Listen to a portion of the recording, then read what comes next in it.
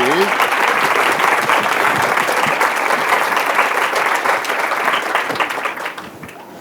Good afternoon, everybody. I'm delighted to be here for the second year for the Siobhan Dowd lecture. To be very brief, we are an organisation that makes grants to literacy projects.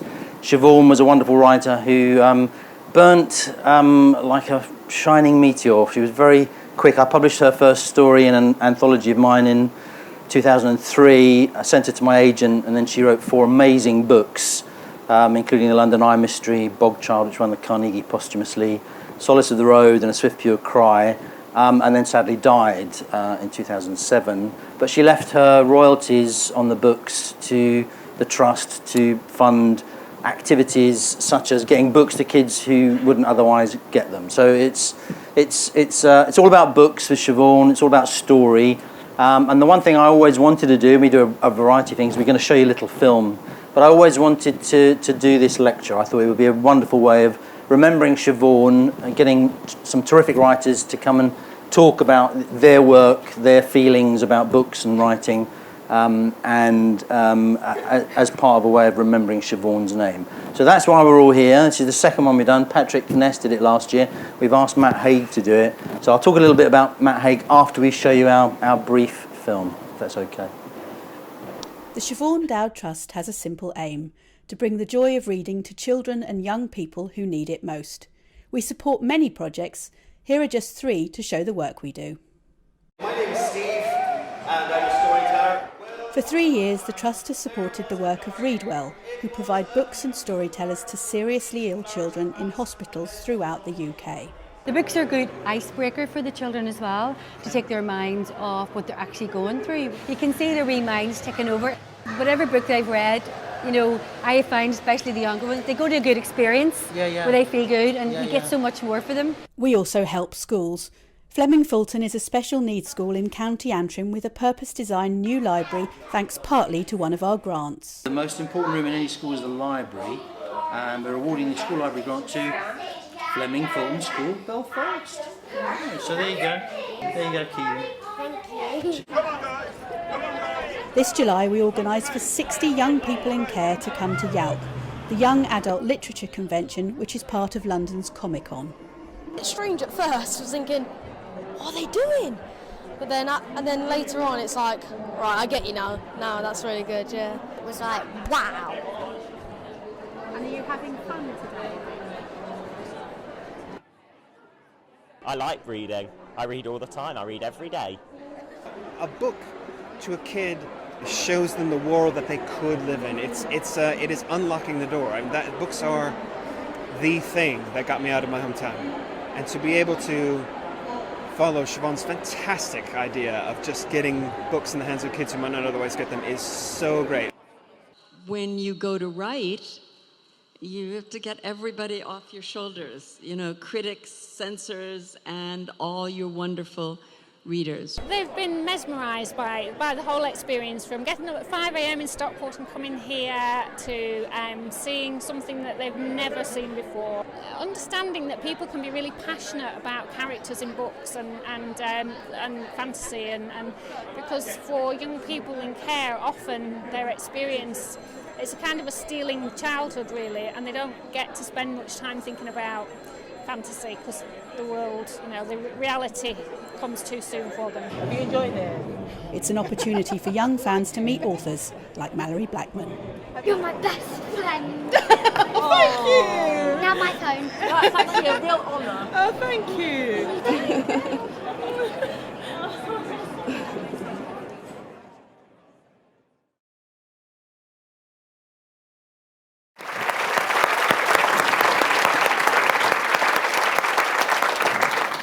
I hasten to add we don't just concentrate on projects in Northern Ireland and London. We have done some projects in Scotland as well. Craig Miller, I think Craig Miller's here today.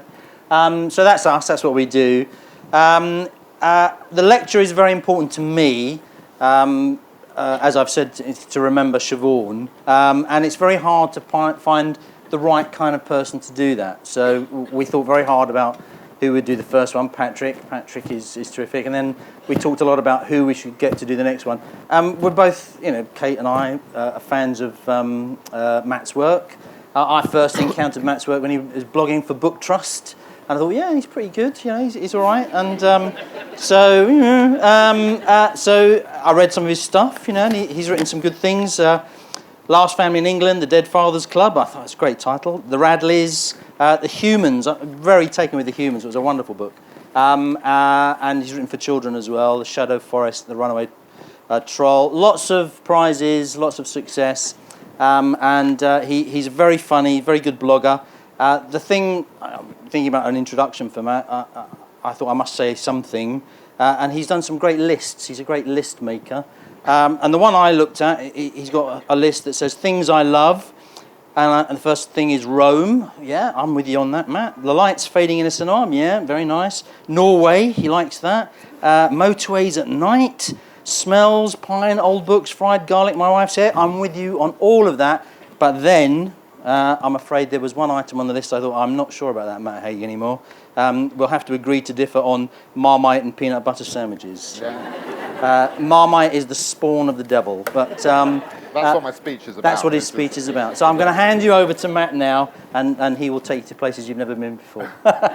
Cheers. I'm actually going to sit here. I might as well stay here. So. I had a dream like...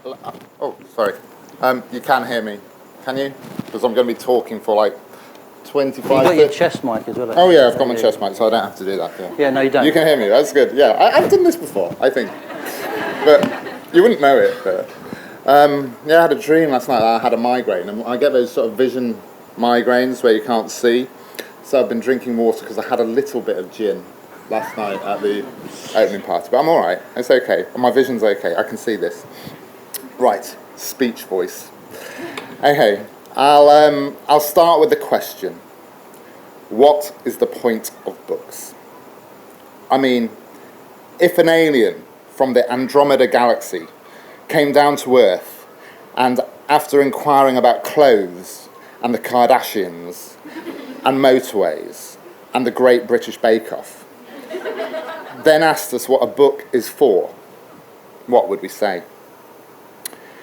Well, I think the short answer is that a book can be and do anything you want. But that might just be a bit of a cop-out, however nice it sounds. A book can't really be anything. You could try and kick a book, but it doesn't mean a book can be a football. Personally, the thing I'd want to get across to the alien is that books are very important to humans. I might even go so far as to say that they are necessities to us. We need them. They help make us who we are. But then the alien might say, hold on, there are 9 million known species on your planet, and very nearly all of them survive without reading books. Even among those species nearing extinction, a lack of access to a bookshop or a library is rarely the cause of the crisis. There are no pandas panicking about not having read The Fault in Our Stars. The alien would say that necessities are things like food and drink. A book is not a necessity. And I suppose in one sense the alien is right. We are biological organisms that can sustain ourselves perfectly well, physically, without ever having read A Bridge to Terabithia, or Watership Down, or The Outsiders, or 1984, or the poems of Emily Dickinson, or Siobhan Dowd's great novels.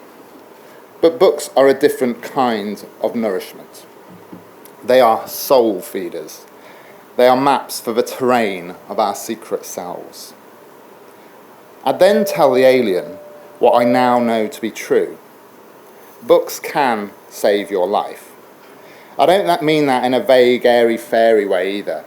I don't just mean that books can enrich your life or make it a bit more valuable or help you impress your friends, but they can of course do those things.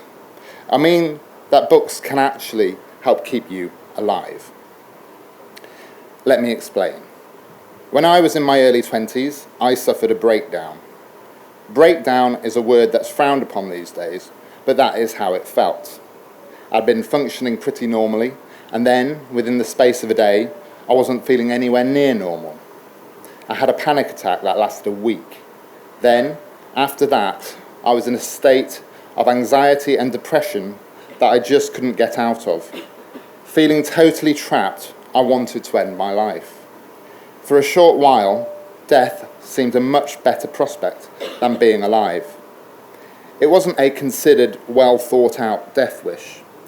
I suppose it was more like being trapped inside a burning building and choosing to jump out of the window. I very nearly took my own life. I'd very nearly thrown myself off a literal cliff, and for a long while after that moment, suicide stayed a possibility. While I was still in a state of intense depression, me and my poor patient girlfriend went to my parents' house in Newark-on-Trent to live for a while. Returning to your hometown isn't always the most advisable thing to do when you are in the midst of mental illness, especially as my hometown was especially invented solely with the intention of making teenagers want to escape the place. And as a teenager, I had craved to be anywhere else. When I was growing up, it didn't even have so much as a bookshop or a cinema. It was, I was entirely sure, the very dullest place on earth. Poor Newark, it's not that bad. It is a bit better now. It's being gentrified. They've got a nice cafe, my mum says. Yeah, there I was at the age of 24, back in my teenage bedroom. But the thing with my teenage bedroom was that there were books there. Books I'd read as a teenager. Everything from C.S. Lewis to Stephen King via Rosemary Sutcliffe, Sue Townsend and S.E. Hinton. Andrea, my girlfriend and future wife, suggested I read some of them to take my mind off things. So I tried, but it was hard. I obviously steered clear of Stephen King because my head was already one long horror novel. I only had to close my eyes to see horrible things. But reading anything was hard. The simple act of concentration when you have got a cyclone of oppressive thoughts going through your head is incredibly challenging. But then going to the corner shop to buy some milk was incredibly hard too. The first thing I read was lines in a small book of quotations I had. But then one day I started reading The Outsiders again. The Outsiders by S.E. Hinton had been my favourite book as a teenager and was probably a book I'd read 8 times, so reading it was quite easy. I knew the story, I managed to connect with it, and to connect with those younger and healthier versions of me who had read it nearly a decade before. It was an escape, but also a way of focusing, a way of choreographing the anarchy of my mind for a little while. Also, it was a proper story with proper characters. It had a beginning and a middle and an end. And when you are stuck inside depression, or I suppose any illness, you want to believe more than anything in the possibility of change. And stories, if you think about it, are just that. They are about change. Something has to happen for a story to be a story. Increasingly, over the next few months, I'd read more and more and more. It wasn't a magic wand. I still felt terrible, but it was a way of focusing on something that wasn't my own head. It was the only thing I had, really, as music often triggered panic attacks, and I was phobic about taking pills. But I would also write, too. Write little lines about what I was feeling like. The stuff I wrote was rubbish, but it helped. I wrote and wrote and wrote. Eventually, I started writing short stories. By giving something a narrative shape, I was beginning to believe in the shape of my life again. Reading and writing, the two things working together. Along with more boring things like eating well, these helped focus my mind. Pretty soon, I was getting a handle on the panic attacks. I was able to beat the agoraphobia I had developed too. I was understanding myself again and what my views and perspectives on this world actually were. Reading and writing became very important to me. I'd lost the joy of reading for a few years, which can ironically happen when you study English at university, like I did. But now the passion was back. I wasn't able to socialise and found going outside difficult. I was very much at risk of drowning in my own mind, so books became my life rafts. They really did keep me afloat, even as the depression lingered. The main thing about depression is that it is internal. You feel very isolated and trapped inside your own mind. Your head might be on fire, but you know no one can see the flames. The external world feels alien because everyone is going on about their business as normal. People are still burning their toast and playing tennis and driving their cars and worrying about their exams or mortgage payments. And yet you are walking around feeling like you've been cut and pasted from the seventh circle of hell. When you suffer from depression or its common twin, anxiety, something as simple as going to the shop for a paper can be a heavy slog through an existential war zone. I've had a few very difficult times in my life, things anyone would recognise as difficult. But among the most challenging was stuff like going on an escalator in John Lewis, feeling as if my mind was imploding, or sitting in the back of a taxi, feeling a depression so strong it seemed to burn. And of course, just lying awake at 4 a.m, feeling weak as the world seems to be testing its strength against you. Years later, when I wrote about depression in a memoir called Reasons to Stay Alive, people worried I would fall back into that place. But while I found depression quite unbearable, writing about it was always fine. It felt like a release. Depression is a bit like a vampire. It can die in the light. You take this intense, isolating, internal thing and you give it words, and it instantly becomes less alien. You put something in words, give something a name, and it makes it seem normal.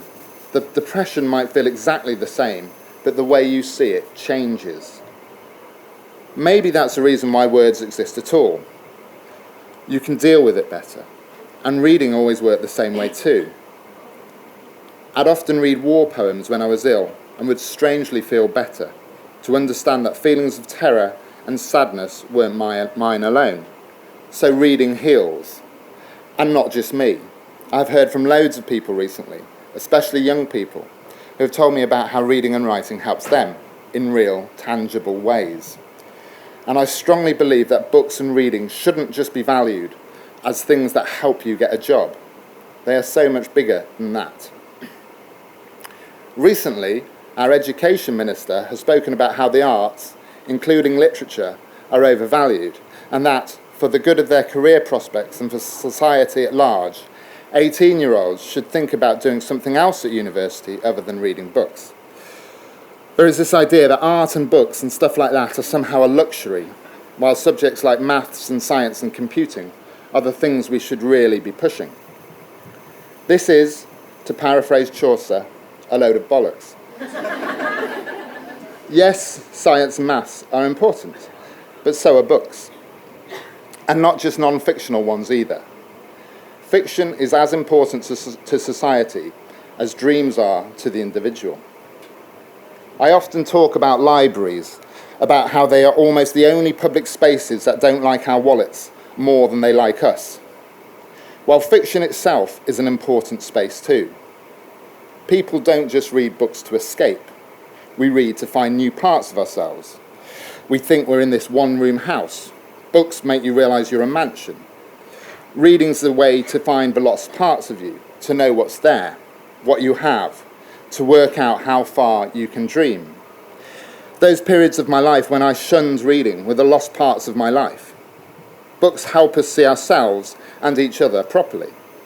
They also help us become better, happier, more empathetic human beings.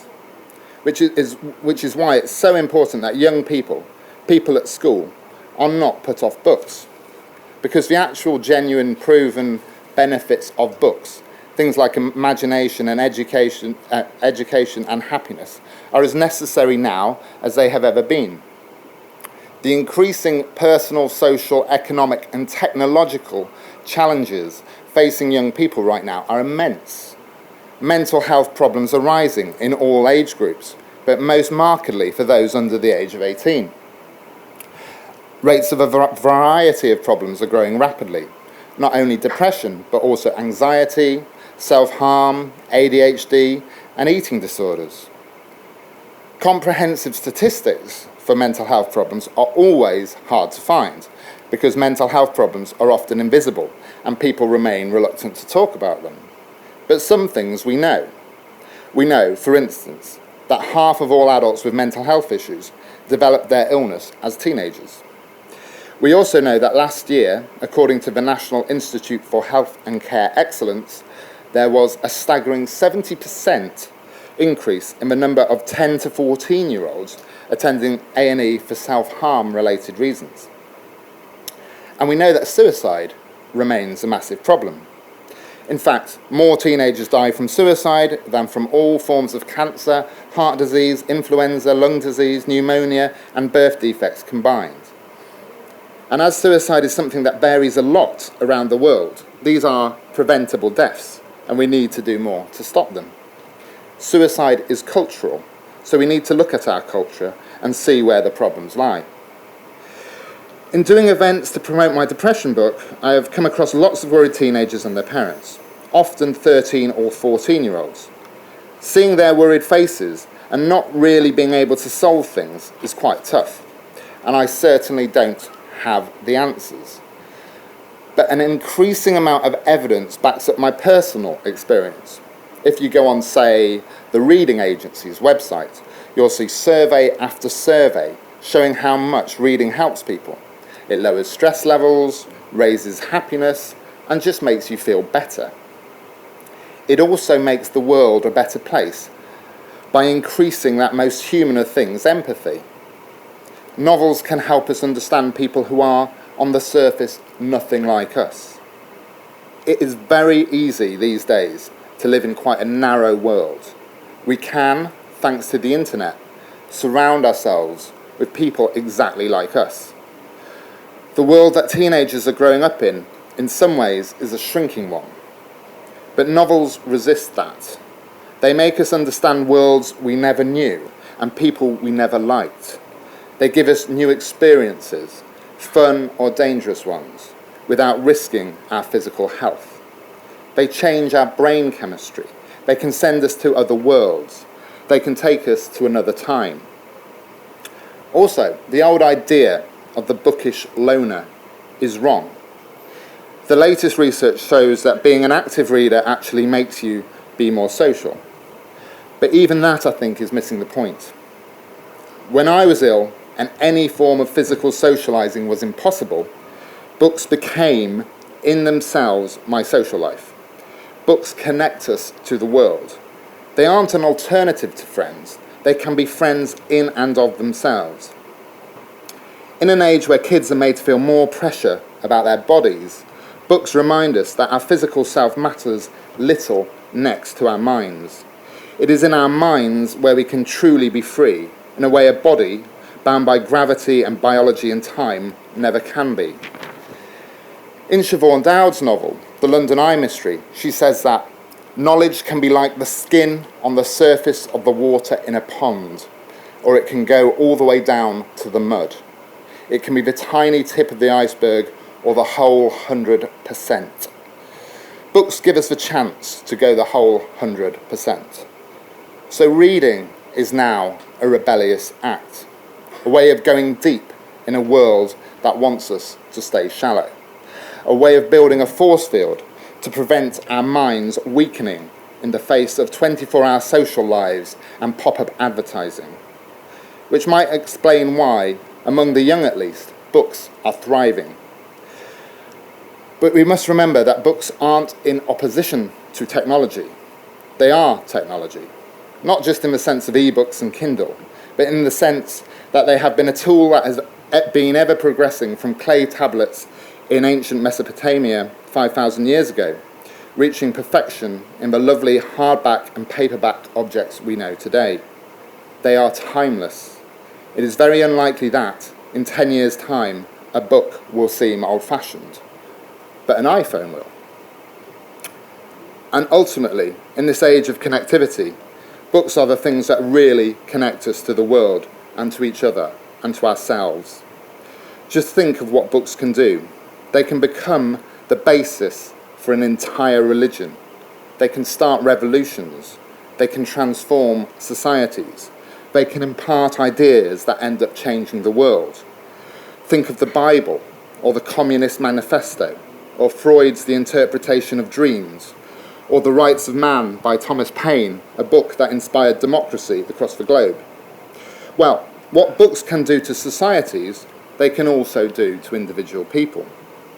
Whether it is fiction or non-fiction, books can change you, and change you more profoundly than any drug in existence, without damaging your liver. So, I am optimistic about things. I am someone who believed that I wouldn't live to see my 25th birthday. I am now 40 years old. At least part of the reason I am still here is to do with reading and writing. I have now seen with my own eyes how reading can change other people's lives too. Books are one of the fundamental things that make us feel human. They are maps, helping us locate who we really are.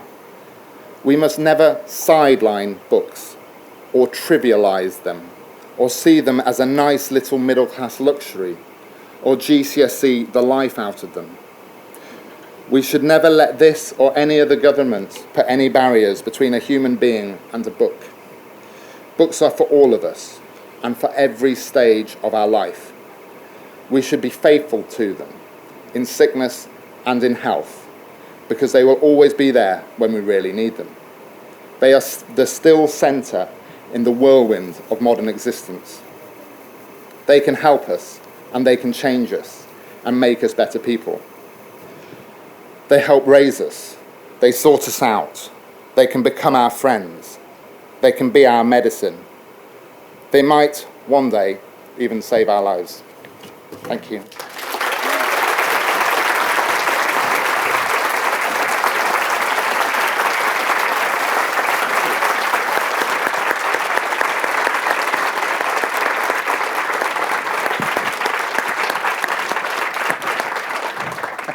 I'd like to thank Matt for that. It's a wonderful speech, extremely good. I was also going to say that there will be time for questions from the audience. If no one's got any questions, I can ask Matt a few, but we'd be happy to hear from anyone who wants to ask Matt. I'm sure you're happy to talk about the speech, the book. I also forgot to say that I really thought this was a terrific book. I said to Matt actually earlier, it's a really hard act to pull off, to write a new book about depression, which is quite a crowded area. And it's also crowded with books of self-help and all sorts of quite strange things. But I loved it, the mix of information, statistics, but also the very personal angle on it, which took it through. And I thought a really common sense, pragmatic way of looking at it. So it's also a masterclass in writing a very, very short book and making it look like a big book. Yeah. Well, I think we need to congratulate. It's a pamphlet, basically. It's a pamphlet. It's 300 pages. Yeah, that's what I like about Matt. He's a practical working writer. You know, get it as long as you can, charge as much as you can. So that's it. So, any questions? Come on, there must be one or two. We can wait 10 minutes and have a really at the back. long... We got one at the back. We finish at 3:15, don't we? Someone told me, yeah? Is that right? Useless chair. Thanks, Matt. I don't know if it's on, but yeah. I really enjoyed reading the book Reasons to Stay Alive. I know that seems like the wrong expression, but one of the things that struck me, having been through depression myself, was it's the best description of how physically exhausting depression is. And I don't think you can really separate the mind from the body. And your description of how physically exhausting it was really influential for me. Oh, thank you. Yeah, I mean, I think that was one of the things I wanted to get across, and what people who haven't had direct experience of depression or a lot of mental illness don't quite understand. They think it's a separate world. And having had depression, I really understood how the mind and body is interconnected, and how we need a kind of holistic, I hate the word normally, but a holistic, scientifically based approach to health. And I think, we have this separation, we have these mental hospitals, and normal, hospitals, physical health. And really, our brains and bodies don't have that separation.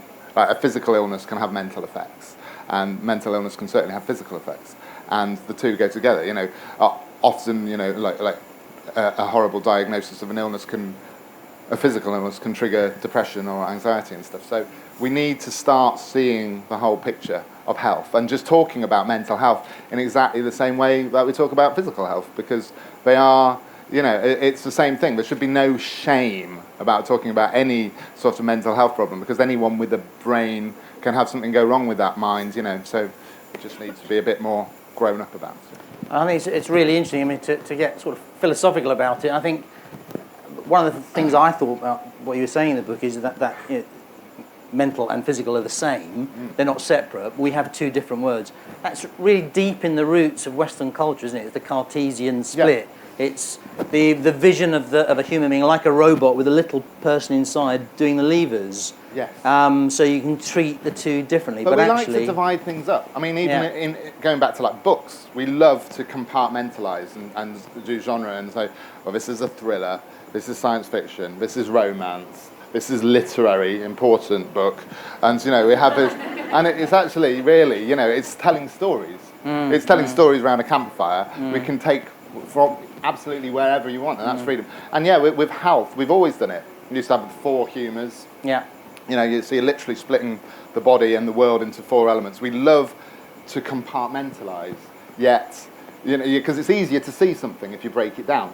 And there is obviously reason with health to compartmentalise to an extent, because then doctors train and get specialisms and stuff like that. So it is important. But in doing that, we shouldn't lose sight of the bigger picture. And, the more scientific knowledge we get, the more we realise that every single thing is connected. I was to pick out one aspect of your fiction, which strikes me as being really original. It's that combination of things. So it's, like The Humans is a science fiction novel to a certain extent, but it's about emotions and people and family and life, and I love it. I mean, and it gets away from that compartmentalisation. The only other book I've read recently that touched it in that sense was, have you read Emily St. John Mandeville's book? It's called Station 11. Station 11, which is a science fiction novel, but actually it's not. It's a dystopian with other stuff in it. And when you approach that, you think, that's really the right way to do it. Well, I think the people who grew up on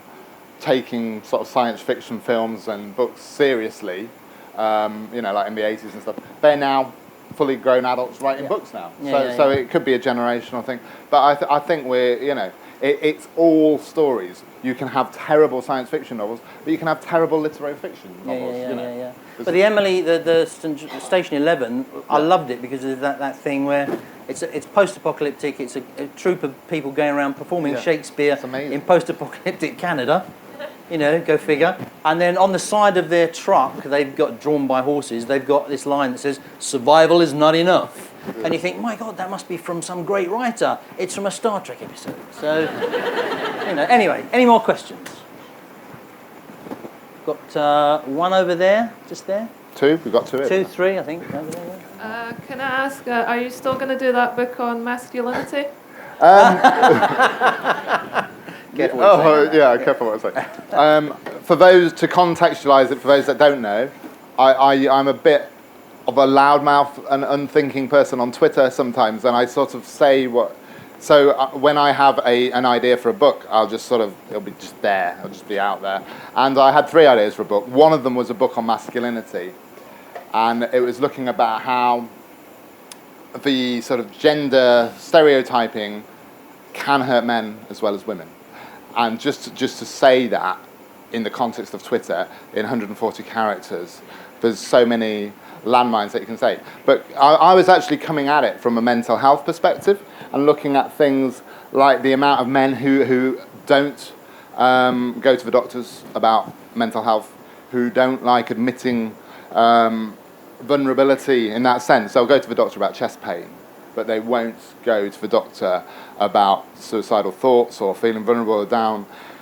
And, we have this language of man up, and we sort of belittle men for having man flu. And behind that is this idea that men are the stronger sex, which doesn't help women, and it doesn't actually help men in this sort of emotional framework at all. So I think it's a subject I'm interested in, and I will go back to it. Whether I write a book squarely, solely about masculinity, I don't know. I'd have to leave Twitter first. I thought it was a great idea, actually. I really did.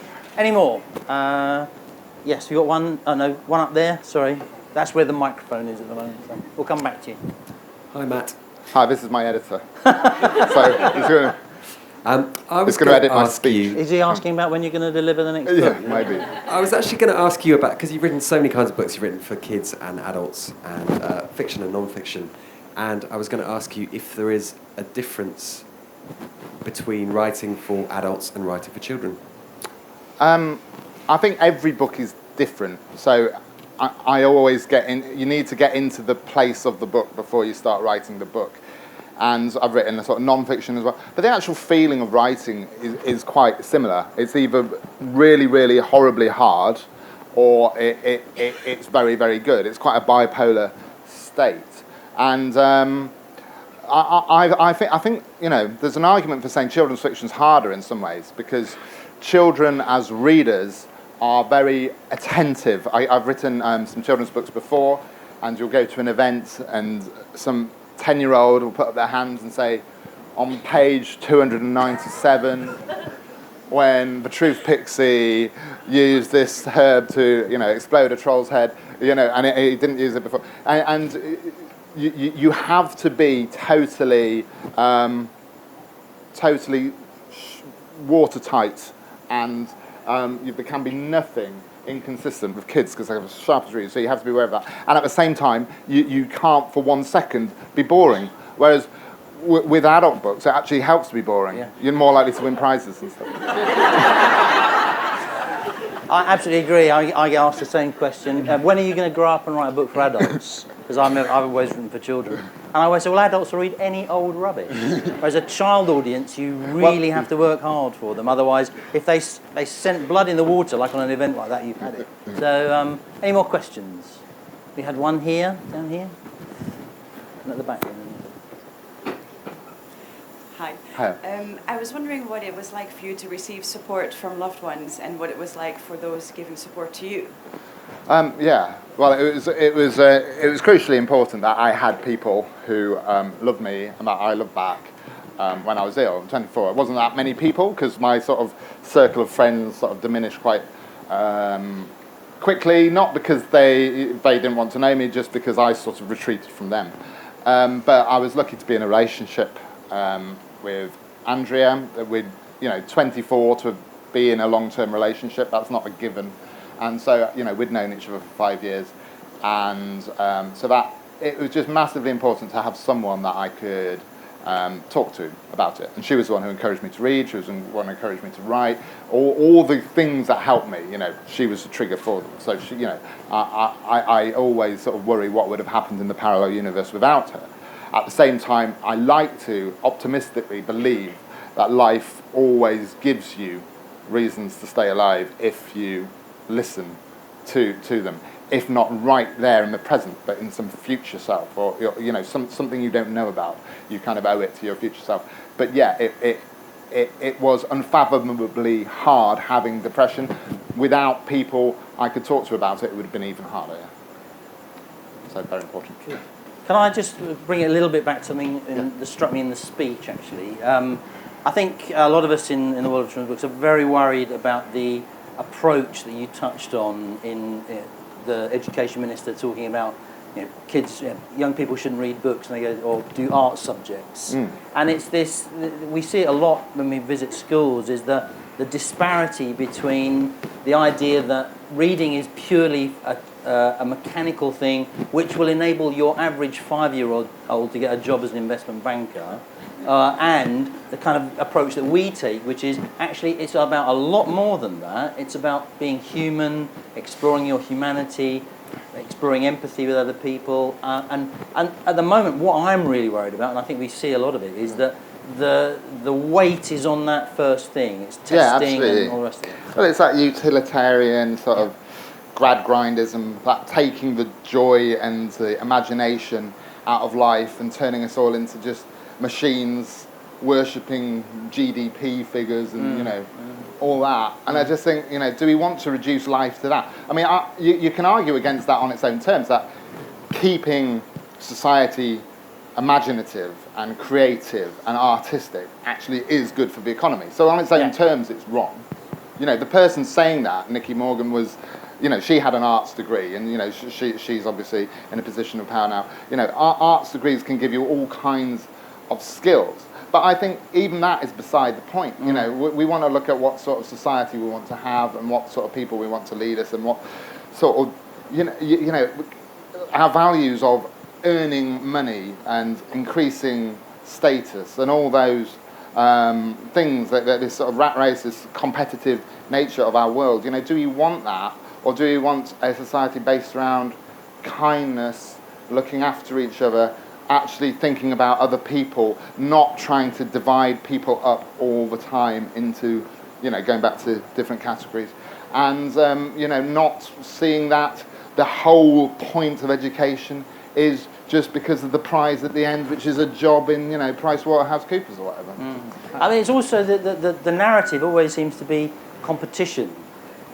The UK is in competition with all these other countries elsewhere, and we must train all these young people.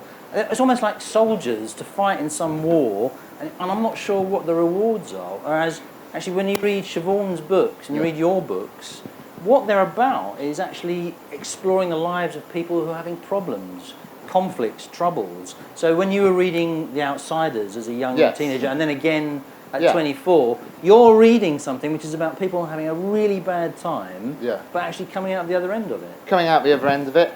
Even if they're not, you know, I'm not saying that every book has to have a happy ending, but, you know, the idea of a story and things changing and things moving, you know, when you feel stuck, either, you know, in a serious place like depression, or if just you're a child who wants to sort of leave your hometown or anything, stories are just massively attractive to that idea of unfixedness and just moving and just sort of being able to do what you want. And I think, you know, proper freedom isn't becoming a millionaire or earning loads and loads of money for the government. The proper freedom is in there, and any of us can access that. But, you know, so don't shut off those doors to imagination, because imagination can help you think about, you know, the mundane things like what jobs you want to do, but imagination can just help improve your life in a million other ways too. Exactly.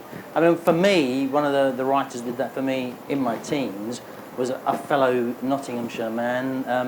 Was D.H. Lawrence. You know, when I read Sons and Lovers, I just thought it was amazing. You know, and it was all about someone stuck in a place he didn't want to be, wanted to be somewhere else. And actually, we were talking about Robert McKee. An awful lot of stories seem to be those journey stories, quest stories, sort of young people looking for something else. D.H. Lawrence would have got into trouble on Twitter. Yeah, yeah, especially in his late blood and fascism phase, I think. Yeah.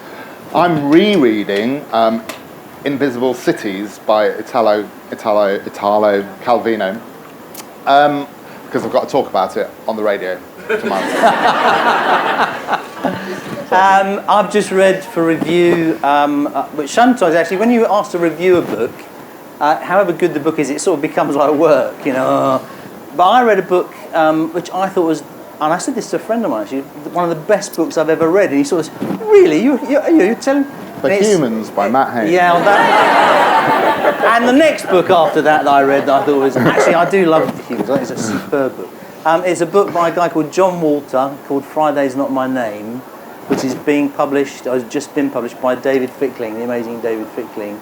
And it's an amazing book about slavery at the end of the American Civil War.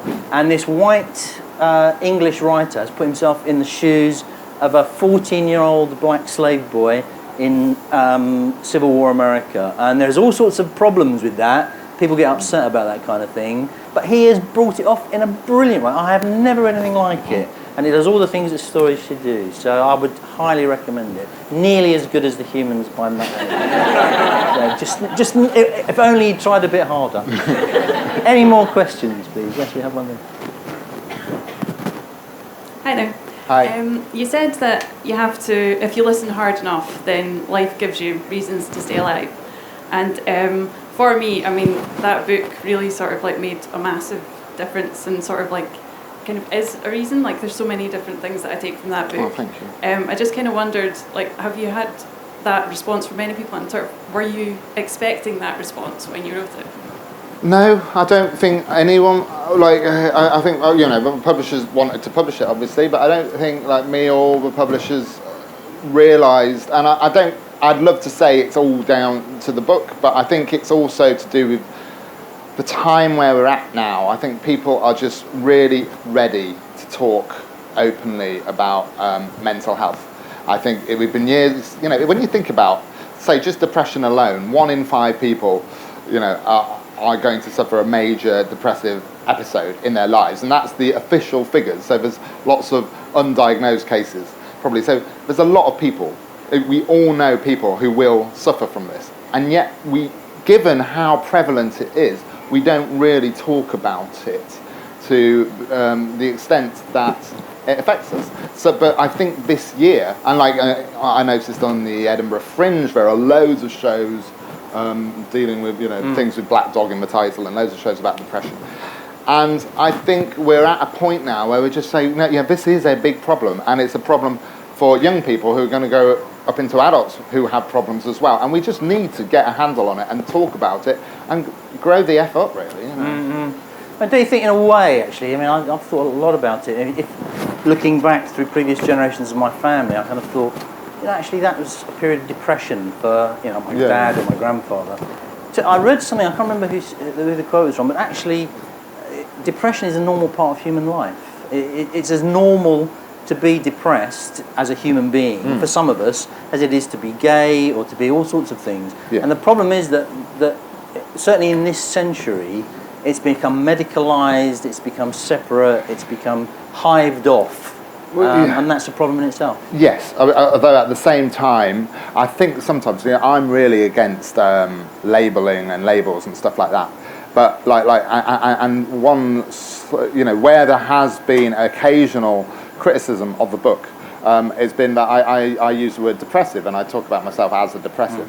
And I think sometimes, that comes under a criticism. But when you're dealing with something that's invisible, and that you alone know is a real intense thing, and there are degrees of depression. When I had my breakdown, I was just literally transported to hell. It was like nothing else I'd ever known, and hopefully will never know again. And to explain that to people who look at you and think you look healthy and normal, it is useful to actually have a diagnosis and to say, I'm depressive or something. So I don't think you should ever be defined by an illness. But, it's okay to say asthmatic, and I think for the same reason it's okay to say depressive, just as a useful tool. Yeah, good point. Great, okay, well, I think we've come to the end of this session. I'd just like to say, I think, last year we had a couple of members of Siobhan's family here in the front row, and I made a complete fool of myself by saying they were the only trustees I took any notice of. The rest weren't very good. So I'm not going to say anything like that this year. But I will say that I think Siobhan would have absolutely have loved this session today. It's absolutely the kind of things she was interested in, the sort of book she was reading. And it's a great humanist project, writing fiction. It's about humans, it's about people. And I feel that even though Matt Haig is obviously, he's been sucked over to the dark side of Marmite, I'm terrifically glad to have met him today. I'd like to give him one last round of applause. Thank you. Thank you. Cheers, Matt. Thank you very much.